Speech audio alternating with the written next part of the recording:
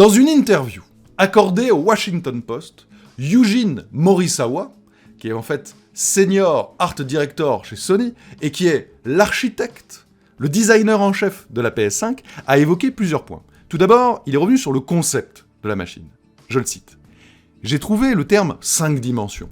Lorsque vous pensez à l'expérience que nous avons, c'est comme si vous viviez dans un monde parallèle où vous sautez dans le temps ou l'espace. Voici la PS5.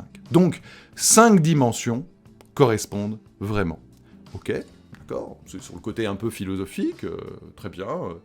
Mais alors, la PS5, vous la trouvez un petit peu imposante ? C'est pas faux. Eh ben, ça aurait pu être encore pire, entre guillemets. Je le cite toujours.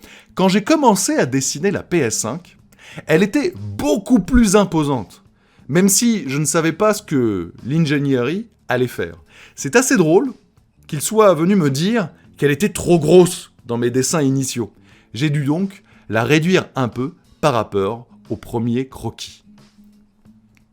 Ok. En fait, il explique qu'à la base, quand il a vu un peu les specs, etc., il s'est dit, bon, il faudra qu'il y ait quand même pas mal de flux d'air, donc je dois faire une base assez large, etc. Parce que... bon, il a affiné un petit peu, au fur et à mesure, il a dû tronquer un petit peu, c'est comme de la matière, c'est comme une sculpture. J'ai quand même hâte de voir à quoi ressemblera la version Slim. Mais c'est pas pour tout de suite. Vous me direz, c'est le goût et les couleurs, hein, ce que vous en pensez de cette machine, avec ses courbes dans tous les sens, etc., ce vaisseau spatial alien.